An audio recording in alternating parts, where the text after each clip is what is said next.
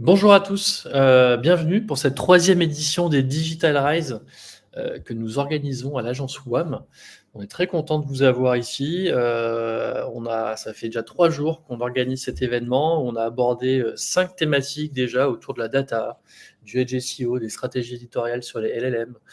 On a parlé stratégie payante aussi. Ce matin, on a parlé WordPress et maintenant, on va parler relations presse avec Nicolas et Pauline. Pauline qui nous fait l'honneur d'être là avec nous ce matin, qui travaille chez deuxièmeavis.fr. Et je vais vous laisser vous présenter à tous les deux. Pauline, peut-être. Je vais être galant, oui, Pauline, quand même. Donc, bonjour à tous. Moi, je suis cofondatrice du service deuxièmeavis.fr et du service prévention par Deuxième Avis et présidente de la société. Voilà. Et donc, moi, je suis Nicolas Guelou, je suis associé de l'agence WAM et en charge des relations presse pour nos clients. Exactement. Et moi, je suis Xavier Favarel. Je m'occupe de la partie acquisition marketing chez WAM. Et donc, en attendant que tout le monde se connecte, n'hésitez pas à nous dire d'où vous venez. Nous, on est basé à Lyon et on a aussi une agence à Mulhouse. Voilà, ça nous intéresse toujours de savoir un peu d'où est-ce que vous nous regardez.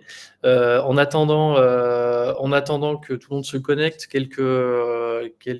un point sur les webinaires, vous avez l'habitude, mais n'hésitez pas à nous laisser votre avis sur Webikio. À la fin, vous aurez vous aurez la possibilité de le faire. Ça nous intéresse toujours de savoir ce que vous avez pensé de ce webinaire.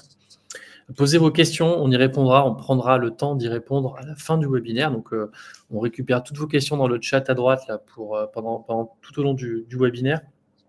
On enverra aussi quelques sondages. N'hésitez pas à y répondre. Et le replay sera disponible et le récapitulatif de ce webinaire sera aussi disponible sur notre site là, de l'agence WAM, agence-wam.fr. Voilà. Et écoutez, on va pas tarder à démarrer. On a Manuel, Centre-Bretagne. Voilà. Je crois que Nicolas, la Bretagne, ça te parle bien aussi. Absolument. Voilà. Absolument. Une belle région. Ne lançons pas les débats. Voilà. On peut lancer un sondage sur quelle est la plus belle région, mais c'est pas le sujet.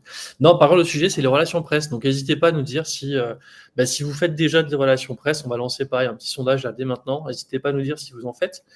Ça nous intéresse aussi de le savoir. Allez, Nicolas, toi de jouer. Pauline aussi. Merci. Parfait, merci Xavier. Alors, je vous propose déjà de resituer un petit peu le sujet, hein. Évidemment, l'idée, c'est de voir comment on va pouvoir s'appuyer sur les relations presse pour aider votre marque à émerger et à s'imposer sur les thématiques et sur les différents carrefours d'audience sur lesquels vous devez ou souhaitez être présent. Et donc, d'aborder le sujet d'abord par l'espèce de switch qu'on connaît aujourd'hui avec l'émergence de l'IA et des LLM, donc les modèles de langage que sont ChatGPT, Perplexity et consorts, avec une approche qui change beaucoup puisqu'on est passé de l'ère du SEO, donc du référencement naturel, de Google, de Bing, etc., à un nouveau canal qui est celui des LLM. On verra que les deux ne se cannibalisent pas nécessairement. Et ensuite, on essaiera de mettre en lumière justement l'impact incontournable des RP pour faire émerger votre marque sur Google, c'est une certitude, mais c'est surtout sur les LLM qui sont en train d'émerger et qui sont en train de croître à une vitesse exponentielle. Et tout ça, on le fera évidemment au travers du cas Deuxième Avis pour lequel on a fait une petite étude avec quelques chiffres plutôt intéressants comme vous le verrez. Donc déjà, l'enjeu sur lequel on souhaite insister, c'est vraiment celui de rendre votre marque autoritaire sur les principaux carrefours d'audience. Alors, qu'est-ce que j'entends par carrefour d'audience? En l'occurrence, s'il doit illustrer ça de façon très très simple, c'est ce que je vous disais il y a 2 secondes, c'est les moteurs de recherche, donc Google, Bing, etc. Les LLM, comme je vous le disais aussi, hein, de ChatGPT, etc. Mais ça peut être aussi évidemment d'autres points de contact qu'on peut avoir accessibles, comme les médias sociaux, les comparateurs, les sites d'avis, j'en passe et des meilleurs. Donc voilà, tout ça, c'est des canaux qui sont intéressants sur lesquels on peut avoir envie ou la nécessité de se positionner sa marque. Petite introduction sur le paysage actuel, hein, ce qu'il faut commencer par dire, c'est que aujourd'hui, en termes d'usage du web, on a des moteurs de recherche qui aujourd'hui sont encore omniprésents, puisqu'ils représentent grosso modo 10% des usages sur Internet. L'IA aujourd'hui et les LLM, c'est un peu moins d'1%, mais par contre, c'est en forte croissance. Ce qui est intéressant, c'est que si on prend les stats qui sont ici, on se rend compte que finalement, alors c'est les Américains, mais c'est finalement très très semblable, donc parfois un peu en avance de phase par rapport à nous. Mais ce qu'il y a de certain, c'est que aujourd'hui, ce qu'il faut retenir, c'est que la plupart des personnes qui utilisent Google utilisent l'IA, les LLM, et que c'est des usages qui sont complémentaires, additionnels, et que finalement, on se rend compte que les personnes qui utilisent les LLM le font en général pas à côté de ce qu'ils peuvent faire sur Google. Tout ça pour dire que on a une consommation qui continue de croître des moteurs de recherche et de Google en particulier, avec une croissance exponentielle des outils de ChatGPT. Voilà, donc les deux ne sont pas sont en concurrence d'une certaine façon, mais sont utilisés de façon euh, en binôme, en fait, on va dire, hein. Donc, il n'y a pas de cannibalisation à proprement parler. Ça, c'est vraiment une information intéressante. Ce qui permet aussi de s'intéresser évidemment à une dimension qui est de savoir pourquoi et à quoi servent ces outils, hein, comme ChatGPT. Ici, on se rend compte que je vous parlais d'un carrefour d'audience incontournable. En juin, le chiffre, c'était 400 millions d'utilisateurs hebdomadaires, hein, pour ChatGPT. Aujourd'hui, c'est 700 millions. Donc, c'est vraiment une croissance qui est phénoménale, hein. Et probablement que si on refait enfin, on calcule le même chiffre dans 2 mois, on sera probablement à 1 milliard ou 1,2 milliard. Donc, c'est vraiment spectaculaire. C'est vraiment un carrefour d'audience qui est devenu quasi incontournable. Ce qui est intéressant, c'est que les usages ont quelque peu évolué. D'un outil qui était un petit peu en mode tâtonnement en termes d'usage, avec des choses qui étaient type comment écrire et faire écrire l'outil à sa place, ou des choses comme ça qui étaient un petit peu une façon d'apprivoiser l'outil. Aujourd'hui, on a une plateforme qui est plus utilisée enfin, de façon croissante sur des utilisations comme aller chercher de l'information, aller chercher des conseils pratiques, et donc un usage qui finalement devient presque l'usage d'un assistant. Voilà. Donc ça, c'est vraiment intéressant de voir que derrière, il y a des intentions assez claires et assez facilement identifiables qui font que la nécessité de devenir autoritaire pour une marque est d'autant plus flagrante. Donc du SEO au GEO.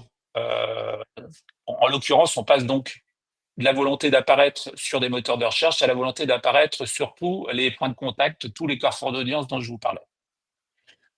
Comme je vous le disais, les deux ne se cannibalisent pas entre Google et ChatGPT. Ce qu'on voit sur ce graphe qui est assez intéressant, qui émane de SEMrush, c'est que avant, évidemment, l'utilisation de Google, elle était assez forte, hein, voilà, un indicateur à 10,5. Aujourd'hui, elle est encore plus forte à 12,6, alors qu'on est passé de 0 à 5 sur ChatGPT. Donc, on a vraiment aujourd'hui ChatGPT qui s'est intégré dans le parcours des clients, qui est un parcours qui est évidemment multicanal, multimodal. Et donc, c'est vraiment extrêmement important d'intégrer ça dans votre démarche et dans vos stratégies.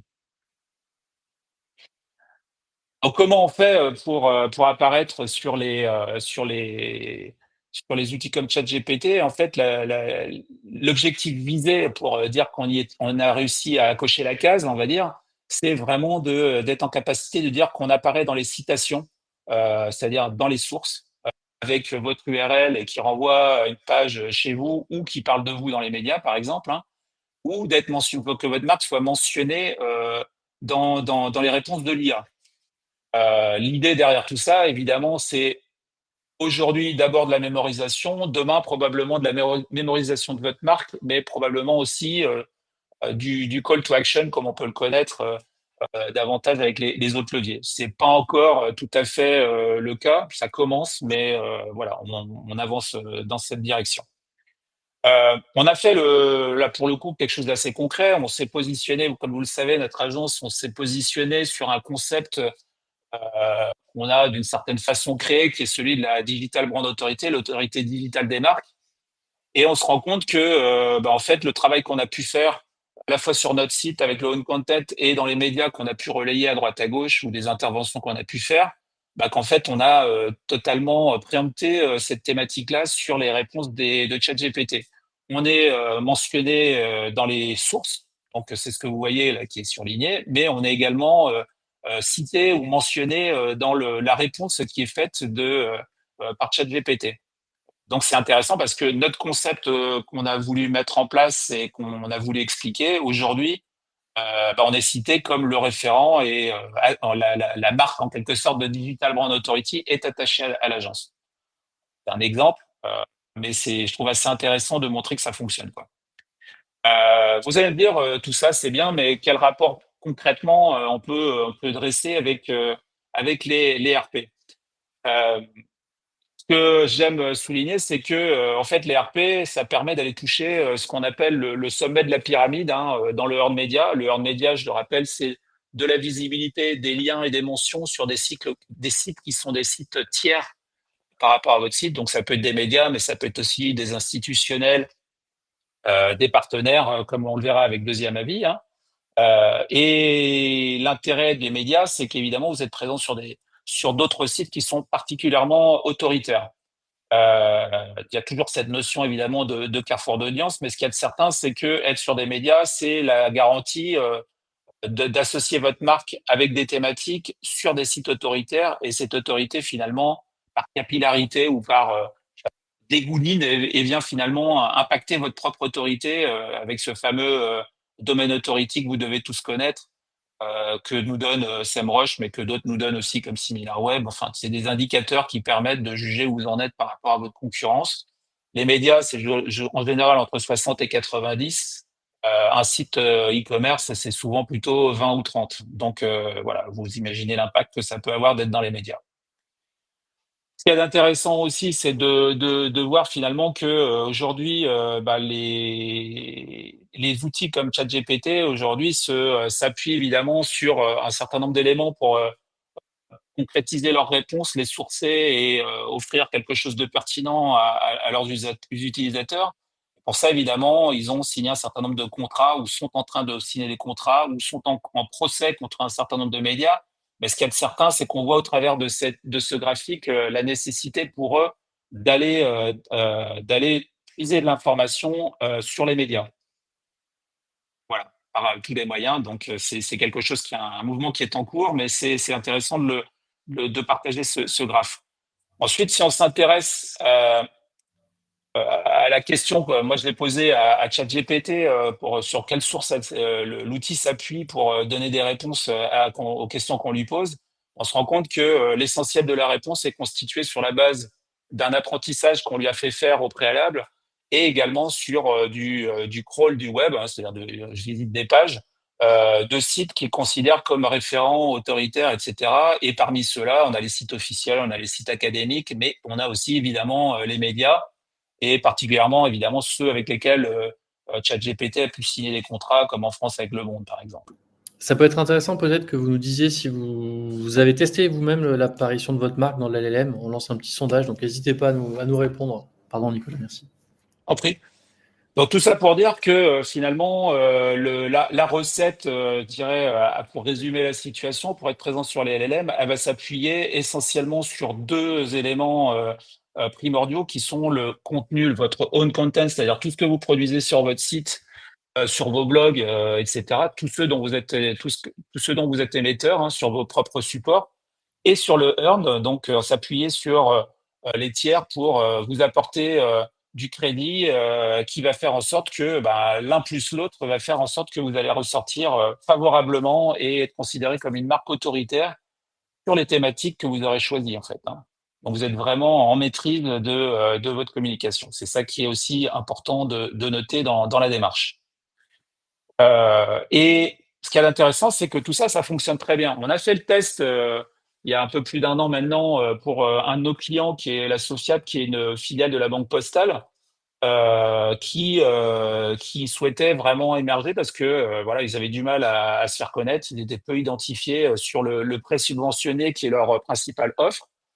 Ce qui est intéressant, c'est que on a pu faire un test sur un exemple, un cas particulier qui est quelque chose d'assez étroit en termes de thématique. Donc c'est évidemment beaucoup plus complexe avec Deuxième Avis, mais malgré tout, ce qui est intéressant, c'est que avec beaucoup de retombées, ça a très très bien fonctionné, hein.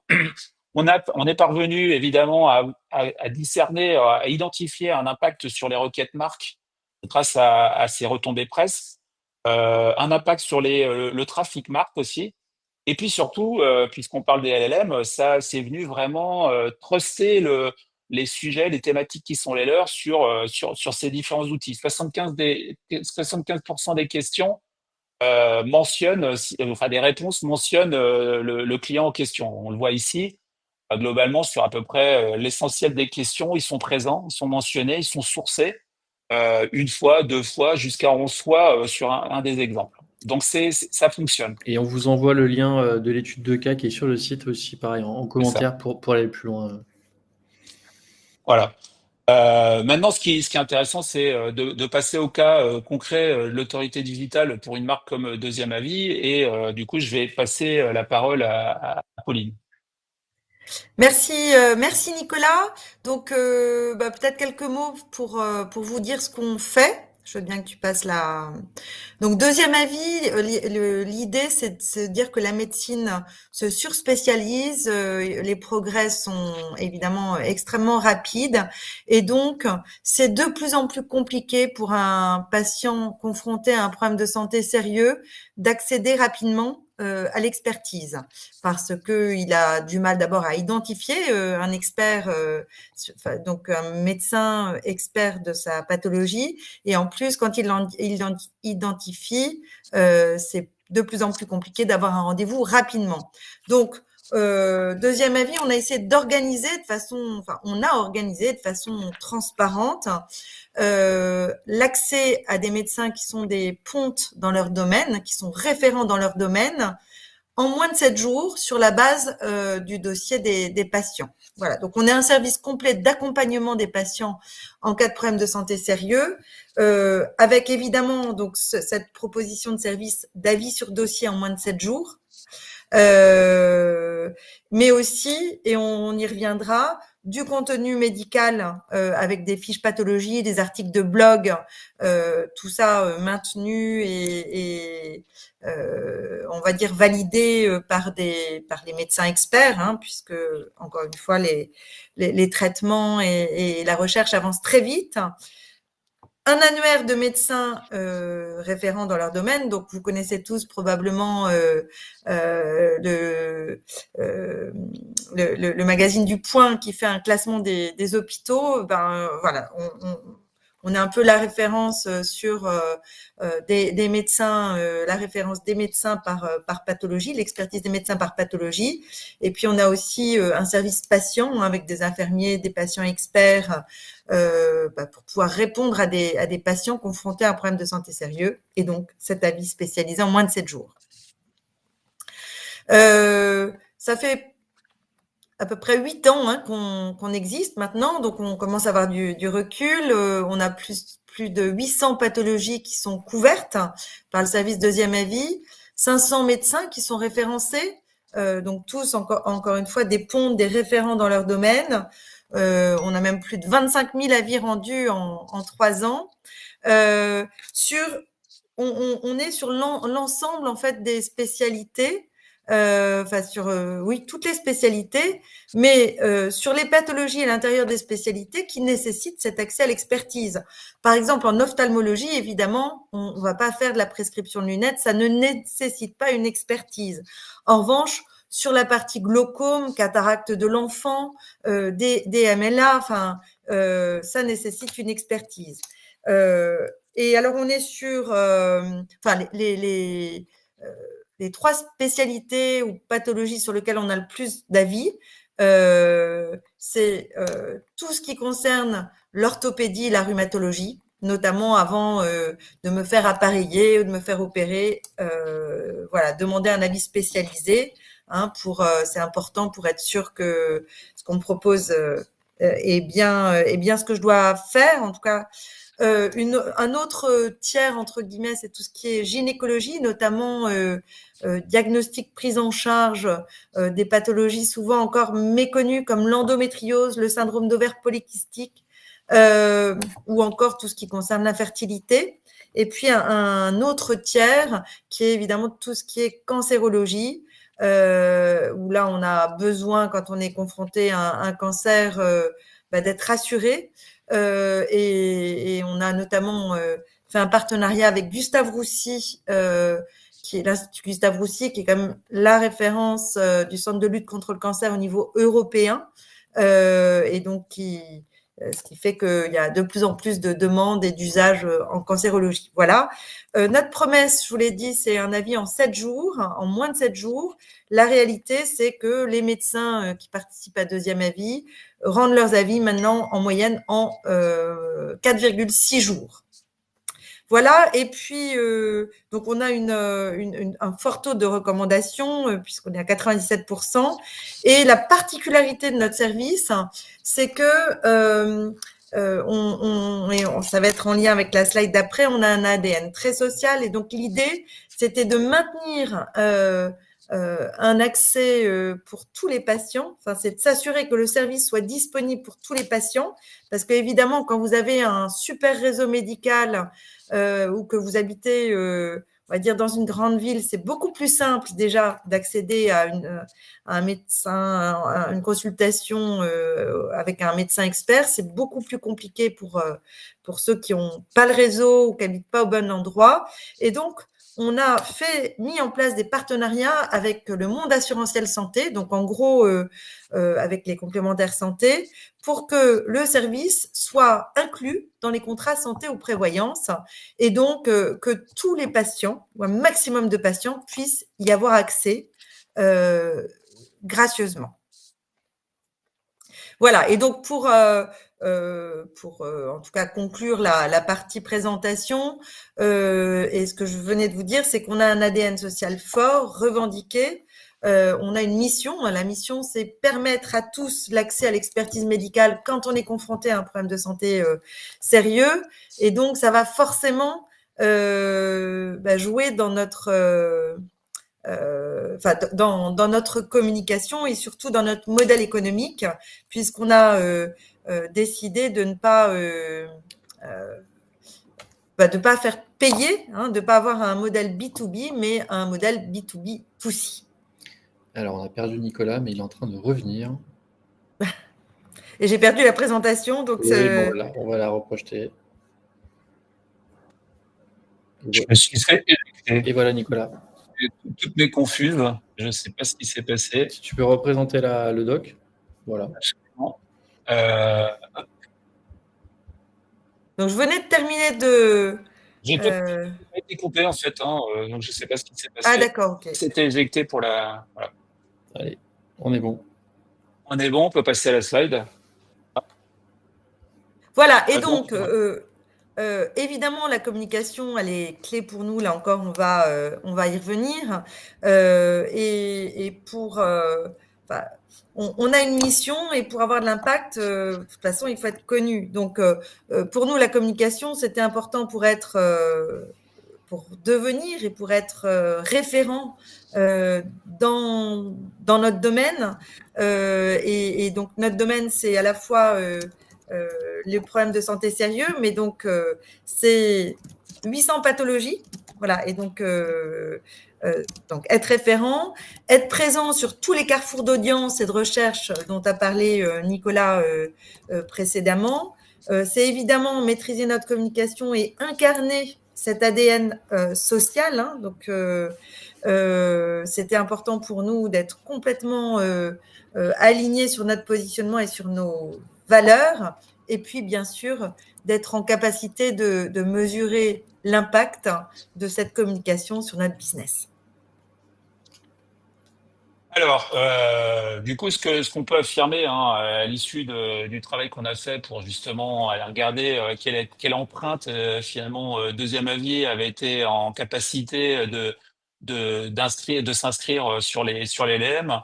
Ce qui est intéressant, c'est que justement, quand on regarde ces éléments-là, c'est un client donc de WAM qu'on accompagne depuis 2018. Hein, j'ai mis ça, mais je crois que c'est bien ça, Pauline. Hein. Oui, Et tout à fait. globalement, on a voilà 60 à 80 retombées presse. Ça varie d'une année à l'autre. Et globalement, on n'a jamais fait de la course à l'échalote en termes de retombées. C'est plutôt, on a toujours visé des médias évidemment extrêmement ciblés et qualitatifs qui pouvaient qui pouvait avoir un impact sur la notoriété, l'autorité de la marque et potentiellement, évidemment, générer du flux entrant vers le site et l'offre de deuxième avis, ce qui est quand même le fondamental de toute action RP. Hein. On ne travaille pas juste pour la gloire.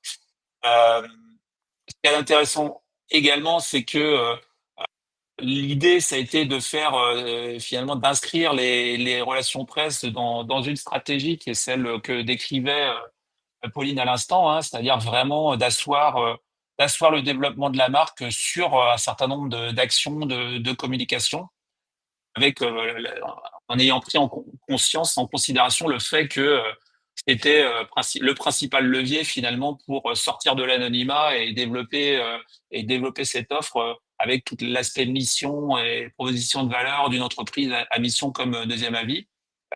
Et puis, ce qui est intéressant, et c'est un peu l'originalité de Deuxième Avis, c'est évidemment d'avoir proposé un modèle économique B2B2C qui, lui, va permettre aussi, dans sa stratégie de communication et de RP, de s'appuyer à la fois sur des partenaires qui peuvent être des partenaires institutionnels, mais qui peuvent être aussi des mutuelles avec lesquelles Deuxième Avis fonctionne au quotidien, mais qui eux-mêmes utilisent un certain nombre de leviers de communication. Donc, je peux coordonner avec ces gens. Donc, c'est vraiment à ce niveau-là, c'est intéressant. Euh, D'ailleurs, peut-être que tu peux nous en dire un peu plus hein, sur la stratégie que vous avez mis en œuvre hein, justement pour développer votre communication avec vos partenaires, par exemple. Bah, Pauline, peut-être, ouais. enfin oui, avec pas de problème. Ce que je peux dire, c'est qu'on a à la fois une stratégie assez classique, hein, donc à la fois de SEO et donc de création de contenu médical, euh, toujours sourcé, validé par nos médecins experts, une stratégie de bouche à oreille.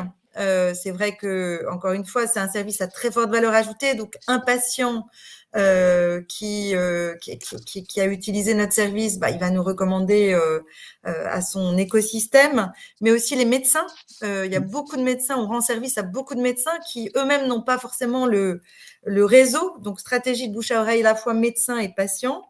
Euh, et puis, quand j'avais monté une première entreprise, hein, Mille et une listes, il y a longtemps, je me souviens du conseil d'un entrepreneur euh, ouais, qui avait monté The Phone House et qui m'avait dit il y a une chose sur lequel même quand tu dois serrer les coups, il faut pas que tu renonces parce que ça a une valeur peut-être intangible sur le moment, mais en fait, ça a une valeur énorme en termes d'image, en fait. Ce sont les RP. Et c'est vrai que, et c'est vrai que parfois, on est tenté, entre guillemets, de couper ce coup dans certains moments un peu plus difficiles. En tout cas, on a aussi parfois nos actionnaires hein, qui nous disent mais à quoi ça sert et je dois dire que c'est pour moi essentiel à la création d'une marque et donc essentiel pour exister, mais exister, être légitime, être crédible, surtout sur notre secteur. Et alors, en ce qui concerne la particularité effectivement de la communication B2B2C de Deuxième Avis, on a une centaine de partenariats avec le monde assurantiel santé. Et donc, évidemment, eux-mêmes communiquent auprès de leurs adhérents. Donc ça, on a de la chance, on bénéficie de cette force de frappe. Et puis, comme le disait Nicolas, parfois, ils communiquent avec des budgets que nous, on n'a pas. Donc, je pense à Aesio, par exemple. Aesio qui a fait une campagne à la fois radio, télé, web, de pub en s'appuyant sur leurs services à forte valeur ajoutée, dont Deuxième Avis. Donc, je crois qu'on était 2 services à être mis en valeur. Bah, pour nous, pour Aesio, d'abord, ça a été visiblement extrêmement impactant. Et puis, bah, pour nous, en termes de notoriété, c'est fabuleux. On a aussi des partenariats avec des associations de patients. Et c'est vrai qu'on est d'autant plus fort que c'est un média de référence qui nous cite, que c'est une association de patients qui nous cite, ou un partenaire qui nous cite, ou encore les Google Avis ou les avis de patients. Donc voilà. Pour ce qui est de donc pour ce qui est de l'étude qu'on a pu faire, ce que je voulais souligner, c'est un petit peu la méthodologie, parce que je pense que c'est souvent quelque chose qu'on oublie, et sur laquelle moi je suis particulièrement chatouilleux, hein. Et donc on s'est appuyé, alors déjà pour être précis, hein, sur la version ChatGPT 5. On est parti sur un set de 75 questions qui sont pas des questions qu'on a sorties de notre chapeau, hein, mais qui sont une synthèse ou une version clinée, on va dire, de toutes les questions qui peuvent être posées, hein, qui défilent là sur votre droite, toutes les questions qui peuvent être posées au service client de Deuxième Avis. Donc, on a constitué ça avec un premier groupe de questions qui était plutôt par rapport à l'intention de l'utilisateur, et puis un second groupe de questions qui étaient plutôt liées à des pathologies. Ça nous a permis évidemment de ressortir un certain nombre d'éléments avec un objectif qui était assez clair, hein, c'était finalement d'évaluer la présence de la marque dans les LLM, hein, mais aussi de mettre en place une méthodologie que nous, on va pouvoir transposer à tous les clients qu'on accompagne potentiellement. Voilà. Il y a encore plein de choses à faire, hein, parce que c'est un monde qui évolue très très vite et sur lequel c'est un peu compliqué de dire qu'on n'a que des certitudes, à moins d'être un menteur. Mais en tous les cas, c'est intéressant de voir qu'on a pu monter quelque chose de réplicable. Ce qu'il y a de plus important à souligner, c'est qu'aujourd'hui, sur ces thématiques, Deuxième Avis est vraiment la marque référente, hein, puisqu'on voit que dans 90% des cas, Deuxième Avis est mentionné comme une source. Ça peut être une fois, ça peut être 2 fois, ça peut être 10 fois, ça peut être 12 fois, ça peut être 0 fois si ça quelques exemples, quelques exceptions. Mais globalement, la plupart des questionnements qui sont ceux des clients ou des patients qui sollicitent Deuxième Avis, ils sont extrêmement bien positionnés. Là, vous en avez quelques exemples. Et je pense que c'est assez incontestable qu'ils ont aujourd'hui quasiment préempté ou partie des pathologies sur lesquelles, en tous les cas, ils se positionnent. Ce qu'il y a d'important à souligner également, c'est que globalement, c'est l'intention qui compte. Ce que j'entends par là, c'est que plus la question est précise, notamment sur l'aspect, les questions de pathologie, plus la présence est importante, la présence de Deuxième Avis. Donc c'est 93% des questions informationnelles, donc c'est un Deuxième Avis plus une pathologie, comme ici l'exemple de l'autisme. C'est un tout petit peu moins vrai pour des questions plus génériques, on va dire, hein, comment obtenir un Deuxième Avis médical, un peu moins de 80%, mais concrètement, je pense qu'on peut résumer la situation par plus c'est précis, plus ils sont présents, mais que malgré tout, même sur des choses plus génériques, ils sont quand même très très présents, et que leur stratégie est avérée vraiment extrêmement efficace, voilà, pour s'aligner justement sur l'ensemble des recherches des personnes de leurs utilisateurs.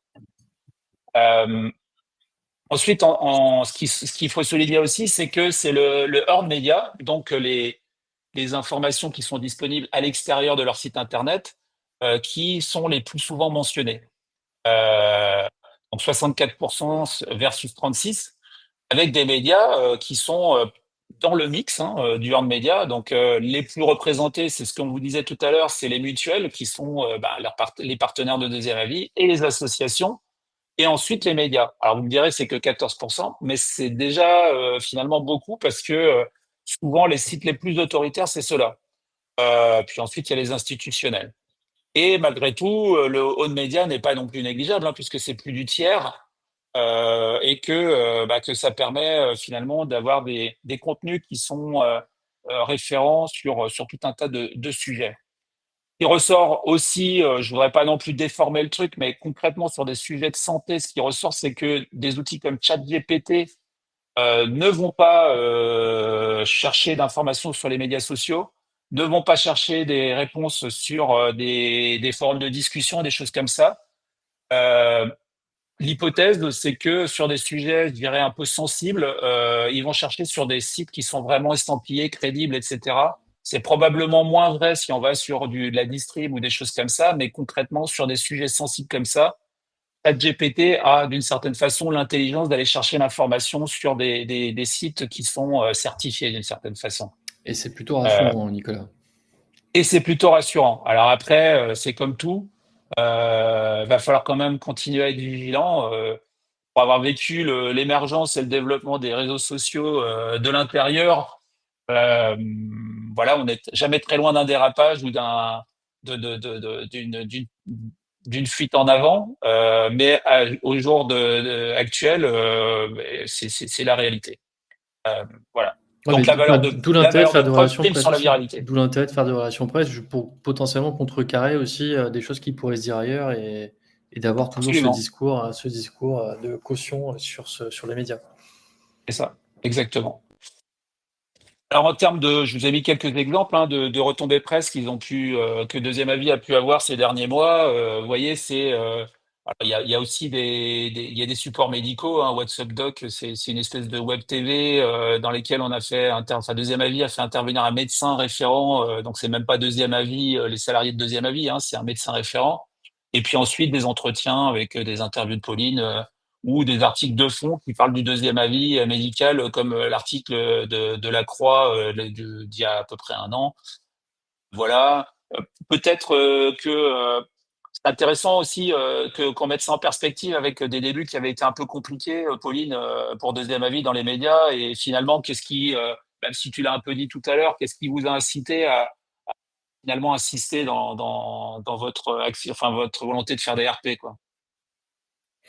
Alors effectivement, au début un peu difficile parce que c'était nouveau. On était pionniers en télémédecine et puis certains syndicats de médecins voyaient d'un mauvais œil finalement la possibilité pour un patient d'obtenir plus facilement un second avis. Et donc on a été confrontés, on a tout de suite été en fait mis sous les feux de la rampe, alors même qu'on n'avait pas encore d'agence, mais en négatif, hein, sur quelques mois.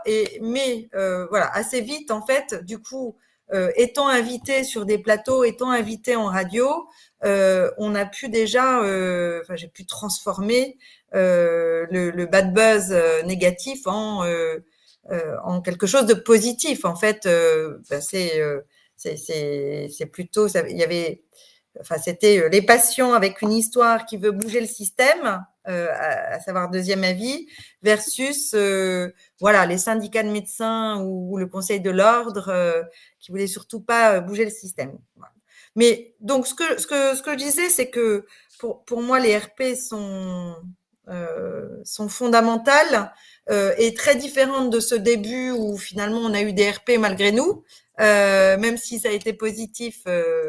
Parce que justement, les RP, ça permet de maîtriser sa communication et les messages qu'on veut faire passer. Il y a énormément de startups en télémédecine avec lesquelles nous ne sommes pas alignés en termes de valeurs. Et nous, encore une fois, on a un ADN social, les valeurs sont importantes. Cette volonté d'aller chercher peut-être des patients qui n'avaient pas accès à cette expertise avant, elle fait partie de notre ADN. Et donc ça, quand on fait des RP, on maîtrise les communiqués de presse et c'est plus ou moins repris. Hein. On peut évidemment pas tout maîtriser, mais on maîtrise quand même Les angles et les sujets, ouais. exactement les angles des Ouais. sujets.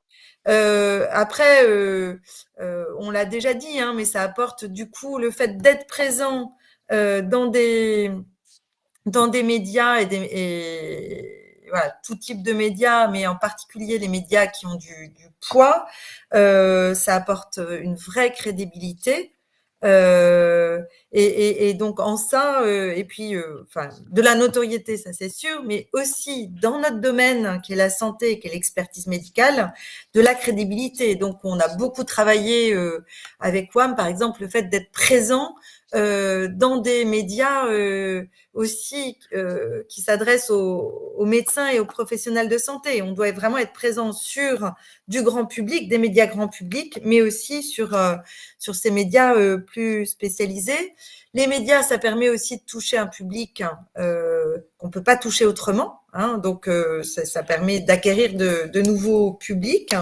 Et puis, en fait, c'est ce que je disais un peu tout à l'heure, cette notoriété et cette image que les RP permettent d'acquérir pour la notoriété et de maîtriser, en fait, c'est clé d'un point de vue business, puisque c'est un cercle vertueux. Et donc, quand vous êtes de plus en plus connu et quand vous avez une image et une marque finalement qui s'installe, eh ben, c'est vraiment l'opportunité pour pouvoir nouer de nouveaux partenariats et des partenariats de plus en plus intéressants. Voilà. Et puis, ça apporte aussi, dernière chose, du trafic et du trafic Qualifié, ouais. qualifié. Ouais. Exactement. Et donc, c'est vrai que Ouais. deuxième avis, on a énormément travaillé le fait de pouvoir avoir du trafic. Mais aujourd'hui, on est à 600 000 visiteurs uniques par mois, ce qui pour un site comme le nôtre, assez spécialisé, voilà, est vraiment bien. Voilà, je sais pas si tu as oublié certaines choses, forcément oublié certaines choses, mais voilà ce que je voulais dire en tout cas par rapport à ta question. Super, merci beaucoup. Du coup, on parlait de trafic. Ce qui est intéressant aussi, c'est que finalement, l'enjeu des LLM, qui a finalement une réplique sur un autre canal de ce qu'on veut constater aussi sur le SEO, c'est d'une certaine façon la mémorisation de la marque. Hein. On parlait tout à l'heure d'autorité, de notoriété, mais l'objectif, c'est vraiment de faire en sorte que le trafic qui arrive chez vous, finalement, il émane d'une recherche, soit sur votre thématique, parce que vous êtes le référent sur ce sujet-là, soit parce que les gens vous connaissent, et là, c'est le trafic direct. Et d'ailleurs, c'est ce qu'on constate en termes de bonne mémorisation de la marque Deuxième Avis, puisque si on regarde, alors ça, c'est des stats qui sont pas des stats de Deuxième Avis, hein, c'est du SEMrush ou du SimilarWeb, mais enfin, en tous les cas, ce qu'il y a d'intéressant là-dedans, c'est que globalement, 75% de l'audience provient des moteurs de recherche et sur ce total, c'est l'essentiel du trafic qui arrive sur la home page. Donc ça veut dire que finalement, le travail qu'on a fait, que ce soit en own ou en earned media, fonctionne à plein. Alors après, pour être tout à fait honnête, il faut quand même aussi gommer un potentiel biais qui est celui de la marque et de la requête générique sur un deuxième avis en deux mots. Hein. C'est ce qu'on a fait. Alors là, c'est compliqué de le faire, mais par contre, c'est ce qu'on a fait dans les questions et le travail de cleaning. Donc, on a fait sur les réponses qui ont été apportées dans l'étude. Hein. Ça, on l'a vraiment pris en compte. Ce qui est intéressant aussi, et ça c'est le travail de la même manière qui illustre bien ce que je viens de vous dire également, c'est l'omniprésence au travers de 25 000 mots-clés de deuxième avis sur les thématiques qui sont les siennes. Et donc c'est un gage aussi évidemment de présence dans les LLM puisque un chat GPT, il va aller crawler tous les moteurs de recherche, commencer par Bing et surtout Google maintenant, même si à l'origine c'était plutôt Bing. Et donc, être indexé de cette façon-là sur Google, sur ces thématiques, c'est aussi la garantie d'apparaître sur les LLM. Donc ça, c'est en deux mots, ce qui est intéressant, c'est que finalement, tout le travail que vous avez pu faire en SEO dans le passé va vous être utile aujourd'hui pour les LLM. Hein. Donc c'est pas, on passe pas à une autre époque, c'est pas table rase de ce qui existait, c'est au contraire, on exploite ce qui a été fait. Hein.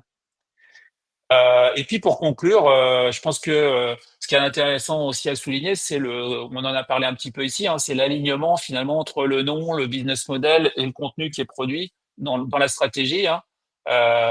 Voilà, l'émergence de LLM et la présence de deuxième avis sur ces LLM, c'est finalement le fruit d'une stratégie payante, hein, qui a su enfin une marque qui a su se positionner sur ces thématiques et sur des champs sémantiques qui leur sont associés, qui a su conjuguer de façon raisonnée et volontaire des actions en termes de own et de earn content, hein, de sorte qu'on est parti systématiquement du questionnement des patients ou des clients pour essayer de constituer des contenus qui répondent à ces questionnements-là. Ça, c'est intéressant parce que c'est pas forcément ce qu'on fait quand on fait souvent des RP. On a tendance à pousser des actualités qui sont pas forcément du point de vue de l'utilisateur ou de votre site très intéressant. En revanche, intégrer ça dans une démarche qui répond à leurs questionnements ou à leurs problématiques fonctionne beaucoup mieux.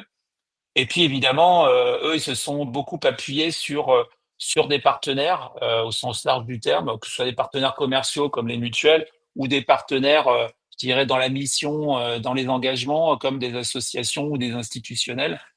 Voilà, avec la volonté toujours de chercher à informer sur le deuxième avis et à faire en sorte que les gens sachent que c'est disponible et que c'est quelque chose qui peut leur être utile, qui peut être une réponse pour eux comme pour leur médecin traitant, hein. Le médecin traitant n'est jamais très loin. Et là, je te passe la Parfait. parole. Ouais, merci à tous les deux, c'était très intéressant. On a pas mal de questions qu'on va vous poser, on va vous poser et vous allez y répondre dans quelques instants. Donc, nous sommes l'agence WAM, on imagine, on met en œuvre des stratégies d'autorité digitale. Nous sommes une agence de marketing digital. Je pense que c'est un de très bons sujets. Si tu peux passer à la slide suivante pour en fait montrer en fait que sans ces synergies métiers que nous travaillons, on a parlé de relations presse aujourd'hui, mais vous avez évoqué du SEO. On parle aussi de contenu pour faire tout ce travail-là. On parle de réseaux sociaux. Vous allez voir, il y a des questions sur la partie paid aussi. Donc, c'est tous ces métiers-là, toutes ces synergies-là, ça permet d'activer votre Digital Brand Authority pour travailler votre performance durable, pardon. Et l'agence WAM, c'est quoi? C'est 50 personnes qui travaillent à Lyon et à Mulhouse. Sur la slide suivante, on est là depuis 17 ans avec plus de 250 clients actifs. Vous avez quelques exemples ici de clients, notamment qu'on accompagne sur les relations presse. Et 7 ans, c'est l'âge moyen des clients qui nous font confiance. Donc ça aussi, on en est assez fiers puisqu'on arrive à construire une vraie relation avec eux et on le voit ici avec Pauline et deuxièmeavis.fr. On va passer aux questions. Si tu peux passer à la slide suivante, bien sûr, vous pouvez nous contacter pour parler aux relations presse ou tout autre sujet pour travailler votre autorité digitale. Alors, les questions. Alors, Élise, ça c'était au tout début. Qu'est-ce que vous entendez par 9 alertes et sujets mail? Ça, je crois que c'était dans le cas Sofiap. Nicolas, pour toi. Oui, c'est des livrables en fait, hein. On a envoyé un certain nombre de communiqués de presse, d'alertes, c'est-à-dire que, alors les alertes, c'est des formats plus courts. En l'occurrence, la SOFIAP on est un peu tout le temps en veille sur l'actualité, notamment sur des directives européennes, sur de la législation, sur du juridique, et donc on est en permanence opportuniste dans notre démarche. Donc, c'est-à-dire que les retombées qu'on a pu avoir ont pu être le résultat de communication avec des suivis un peu trapus, qu'on a pu travailler avec des dossiers qui partent justement des problématiques qu'on cherche à adresser, de celles de nos clients. On a des tribunes qui ont été écrites par le patron de la SOFIA pour justement défendre leur mission, leur vocation sociale aussi qu'il y a derrière, etc. Et des alertes presse qui poussent ou qui rebondissent sur des actualités. Et donc là, pour le coup, on va les envoyer à quelques journalistes bien identifiés. Et tout ça, ça débouche en général sur des interviews qui derrière débouchent sur des articles de presse.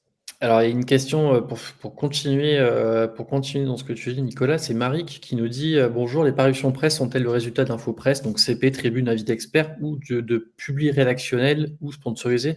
Donc là, c'était plus une question qui a eu lieu pendant le cas deuxième avis. Très bonne question. Très bonne question. Alors moi, je fais des RP. Je fais pas du tout de. Alors on peut aussi acheter de l'article sponsorisé, des choses comme ça. Je dis pas que c'est pas intéressant, qu'il faut pas le faire, hein.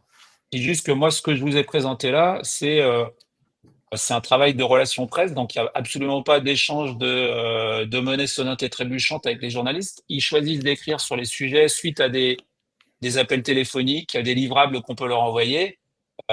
Mais ils ont vraiment choisi d'en parler parce que le sujet les intéresse et leur paraît intéressant pour leur lectorat ou les personnes qui la regardent si c'est de la télé. On ne parle pas du tout de contenu acheté pour la partie RP. Et je rebondis pour deuxième avis. Nous, on ne fait on n'achète absolument aucune pub ou aucun article. Donc, on s'appuie uniquement sur les RP non achetés. Voilà. Et vous ne faites pas non plus de paid, si je ne me trompe pas. Hein. Non, non. Voilà, et ça répondra aussi à la question d'Angélique qui nous disait « Merci pour le cas présenté. Avez-vous intégré au earn et au owned du paid exemple pour le dossier du point ?» Donc, la réponse non. est non. Voilà. Non, après, ça ne veut pas dire que sur certains cas clients, ça ne pourrait pas être pertinent, parce qu'on le fait, alors moi pas, mais on a des clients qui font du paid avec nous, mais on ne fait pas aujourd'hui, on fait pas Là, moi, mon métier, c'est pas de placer de la pub pour mes clients. Pourtant, je suis sollicité quasiment tous les jours par des gens qui essayent de me vendre des pseudos interviews télé, qui sont en général entre 5 et 10 000 euros, mais qui sont pas des vrais plateaux TV. Il y a un journaliste qui fait la blague, mais concrètement, c'est plus des outils de communication à destination des réseaux sociaux que des relations presse. Et voilà, moi, je peux pas forcer les journalistes à écrire sur les sujets que je leur propose. Oui, et puis, bien sûr. Et donc, on a Manuel qui nous dit vraiment intéressant, même si je vois les RP comme déjà importantes dans le SEO. Alors, nous aussi, ça fait longtemps que chez WAM qu'on voit les RP très importants dans le SEO. Et puisque les algos de Google intègrent déjà les critères d'autorité, effectivement, c'est aussi pour ça que les RP ont été intégrés chez WAM depuis très longtemps. Et on n'a pas attendu l'arrivée de l'IA pour faire des relations presse. Non, tout à fait. Le sujet, j'ai zappé cette slide-là, mais j'aurais pu insister sur, en effet, je ne sais pas qui parlait de l'algo Google, mais en effet, l'algorithme Google, on a eu quelques fuites il y a 1 an et demi. Donc, on a bien vu que dans cet algorithme-là, la notion de backlink et de mention, particulièrement dans les médias, venait impacter la visibilité dans les réponses du moteur de recherche. Et par contre, l'intérêt des LLM, c'est qu'aujourd'hui, c'est plus les mentions que les backlinks qui comptent. D'ailleurs, c'est surtout les mentions de prime abord. Donc, être mentionné dans les médias, c'est vraiment la garantie de sortir dans les LLM, en fait, sur vos thématiques. D'autant plus qu'aujourd'hui, on est sur un monde beaucoup moins concurrentiel que le SEO. Oui. Pour le moment, ça ne durera pas, mais en tous les cas, c'est l'opportunité. Alors, on a Marie qui nous dit, concernant le earn, et notamment les blogs qui sont souvent très autoritaires, vous conseillez de répondre aux avis négatifs. Et ensuite, il nous dit, comment anticiper l'effet Streisand. Alors, je ne connaissais pas l'effet Streisand. Je crois que je l'ai déjà vu, mais je ne sais plus ce que c'est. C'est en rapport avec Barbara ou Non, c'est le fait d'avoir un phénomène médiatique un peu involontaire et... En tout cas, il faut avoir. En tout cas, c'est la question, c'est ce qu'on répond aux avis négatifs. Je pense que c'est oui. Mais... La réponse est oui. Après, honnêtement, sur la volonté quand on fait ADRP, c'est d'aller taper du média autoritaire, des blogs autoritaires dans une démarche RP. On est quand même à la limite en fait entre du RP et de la communication. Et souvent, alors bon, c'est à moins que ce soit des blogs vraiment sur de la santé, des choses très très précises qui vont adresser un public là, dans le cas de deuxième avis, qui vont un public extrêmement ciblé de médecins ou de spécialistes ou de personnel de santé. Des commentaires négatifs, on peut en avoir. En effet, faut y répondre. Ça dépend du caractère de la critique. Si c'est infondé, je suis pas sûr. Si c'est vraiment des critiques entre guillemets constructives, bien sûr. Voilà. Toujours Marek, je vais répondre aux autres questions, mais Marek nous dit donc très clair concernant les RP. Il remarque que sa marque a des citations et des mentions de ses experts, mais malheureusement, ils ne sont pas référencés ni indexés par Google. Tous les articles presse ne sont pas digitaux ou optimisés SEO. Comment gérer ce point ? C'est sûr que si on veut être présent, si on veut être présent là, puisqu'on a parlé de RP, de digital PR, comme on dit en anglais, si vous êtes présent que dans du magazine papier ou de la télé ou de la radio, probablement que ça va être, enfin surtout du papier, ça va être très compliqué de ressortir, que ce soit sur les moteurs de recherche ou même sur ChatGPT. Donc la primeur aujourd'hui, quand on fait des RP, c'est plutôt de se concentrer sur les médias digitaux pour deux raisons. De toute façon, aujourd'hui, la plupart des grands médias crédibles, référencés à l'ancien ex-ODJ, sont des médias qui ont une version digitale. Donc, c'est plutôt cette version-là qu'il faut privilégier, même si le papier n'est pas forcément inintéressant. Mais en tous les cas, c'est plutôt vers le digital qu'il faut orienter ses efforts pour la simple et bonne raison que, au-delà d'avoir un impact, puisque 80% des lectorats maintenant sont sur le digital, au-delà de cet impact-là, ce qu'il y a d'intéressant aussi, c'est que vous allez être l'impact de la publication du jour J et des quelques jours qui suivent, mais c'est surtout que derrière, ça laisse une trace qui est quasi indélébile en fait. Si vous faites une recherche 6 mois, 1 an, 2 ans après sur une thématique particulière et assez précise, vous avez quasiment la garantie de ressortir. Si vous avez un article dans les Échos, typiquement, ça va ressortir. Je prends souvent un exemple, c'est un peu la même chose que de la réputation. Vous savez, on vous dit de travailler votre réputation. Je prends toujours l'exemple de la même personne que j'ai que dans mon voisinage qui s'est fait condamner par la justice, qui a eu des articles dans la presse, type Le Parisien, Le Figaro, etc. Ça fait 10 ans. Il a beau faire ce qu'il veut, quand on cherche son nom, c'est toujours ce qui sort en premier. Donc c'est aussi la raison pour laquelle je dirais il faut se dire que les RP, c'est un levier pour être présent, pour avoir un impact immédiat sur la durée, pour faire de la réassurance et à condition évidemment de maîtriser sa communication. Parce que là, l'exemple que je vous prends, c'est de la communication évidemment qui n'a pas été volontaire, qui n'a pas été maîtrisée et donc qui a un effet négatif évidemment. Hein. Donc l'important, c'est vraiment ça. Hein. C'est être émetteur de sa communication et la maîtriser. On choisit le sujet, on choisit la façon dont on le présente, on choisit les supports et finalement, on apporte un contenu qui est quasi prêt à l'emploi pour le journaliste.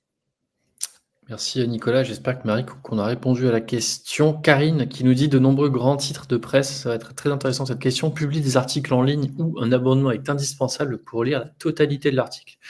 Est-ce que les LLM ont accès à ces articles et visez-vous plus particulièrement les sites sans abonnement? Alors on vise les médias qui touchent la cible, en fait, qu'il y ait un paywall ou qu'il n'y ait pas de paywall. Et c'est vrai que c'est un côté un peu frustrant d'être derrière des paywalls, mais concrètement, c'est les contenus qui sont crawlés hein, Oui, parce qu'en plus, par Google comme par ChatGPT. Hein. en plus, ils ont des accords, hein, donc j'imagine que les accords permettent aussi de passer par Ouais, de passer les paywalls. absolument. Ok, Caroline qui nous dit bonjour, est-ce que les campagnes d'influence sur les réseaux sociaux peuvent impacter et jouer un rôle sur les citations de notre marque dans les LLM? Je crois que tu as un peu répondu tout à l'heure quand tu as parlé des réseaux sociaux. Ouais, alors une nouvelle fois, j'y vais quand même avec une certaine humilité parce que je pense que enfin, sur ces sujets-là, il y a encore beaucoup d'exemples et de contre-exemples. Hein.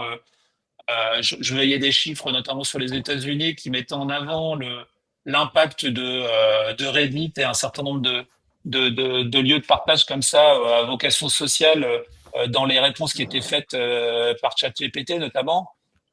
Ce qu'il y a de certain, ce que nous on peut voir, c'est que globalement, sur des sujets, comme je disais, un peu sensibles, les finances de chacun, la santé, il va pas du tout aller chercher de social pour répondre à la question. En revanche, si on parle de sujets, je dirais, plus légers ou plus consuméristes, il va probablement aller chercher un certain nombre d'éléments dans des forums de discussion, dans des forums où on va retrouver des avis, des choses comme ça. Je sais que par exemple, si vous pensez par exemple en réseau social à LinkedIn, aujourd'hui, LinkedIn ne donne pas accès en fait. Donc vous allez un peu vous casser les dents sur LinkedIn, c'est pas, ça ressort pas sur ChatGPT. À vrai dire, je suis pas sûr que les médias sociaux soient à date, en tous les cas, un vecteur fondamental à utiliser pour ressortir sur les LLM, dans le sens où c'est un matériau un peu volatile, en fait. Alors après, Et la volatilité et le côté invérifiable, en fait, est problématique, en fait. alors il y a dans les médias sociaux, il y a quand même YouTube, hein, YouTube qui malgré tout est un média social et qui malgré tout Ouais. est un média qui ressort quand même pas mal sur les réseaux sociaux, C'est vrai.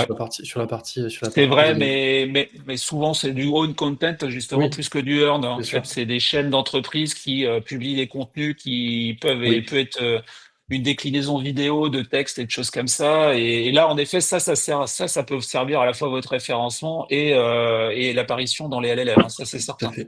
Alors voilà, il y a pas. En fait, il y a plein de choses qui sont mouvantes et sur lesquelles on n'a pas eu forcément l'occasion d'aller tout tester. Hein, donc, Et ça bouge aussi très souvent. Donc, et ça bouge très souvent. Ouais. Ouais, ouais. Manuel qui nous dit, petite question sur les blogs d'entreprise, comment les intégrez-vous dans la relation avec les journalistes comme des sources d'infos complémentaires sur le sujet pitché? Alors, déjà, c'est un bon point parce qu'en fait, quand on fait une stratégie RP, on essaye de conjuguer ou en tous les cas de faire coïncider des contenus qu'on va pouvoir produire sur le site de la marque et en RP. Alors après, sur Deuxième Avis, c'est plus compliqué parce qu'ils ont une complexité, une richesse à disposition qui fait qu'on est obligé de faire des choix. Mais ce qu'il y a de certain, c'est que c'est bien de faire conjuguer les deux en termes de timing, hein, notamment. Ensuite, les communications qu'on envoie ou les mails ou les contenus ou les livrables qu'on envoie aux journalistes, il n'y a rien qui vous interdit de joindre un lien qui renvoie vers un article pour étayer ce que vous dites et que le journaliste puisse éventuellement aller chercher de l'information sur ces pages-là. Ça ne veut pas dire qu'il va reprendre le lien et le mettre sur son site, hein. Mais par contre, c'est un élément de vérification, de contrôle pour lui. Certains vont même reprendre des graphes et des choses comme ça qu'on va pouvoir renvoyer vers chez vous. Donc, ça dépend des médias. Il y a des médias qui vont les reprendre telles quelles, d'autres qui vont juste s'en servir comme d'une source d'informations supplémentaires ou complémentaires de ce que vous aurez pu leur donner. Mais oui, je pense qu'il ne faut pas du tout hésiter à utiliser ces contenus-là dans ce que vous envoyez aux journalistes. Hein. Parfait, merci. On n'a plus de questions. On a bien dépassé le temps, il y a encore du monde. Merci Pauline en tout cas d'avoir été là. C'était un plaisir d'avoir accepté notre invitation. Merci à vous, c'était intéressant. Ouais, merci Pauline. Et c'était le dernier webinaire des Digital Rise. Merci à tout le monde. Merci à Manon qui a modéré. Vous avez été plus de 2000 personnes à vous inscrire, donc ça c'est super. Et si vous voulez continuer à nous suivre, nous avons une webletter que nous envoyons tous les mois. Nous faisons des webcasts aussi, où on aborde des sujets de fond, aussi des sujets d'actualité. Donc, vous pouvez aussi vous abonner, c'est sur votre plateforme de streaming préférée.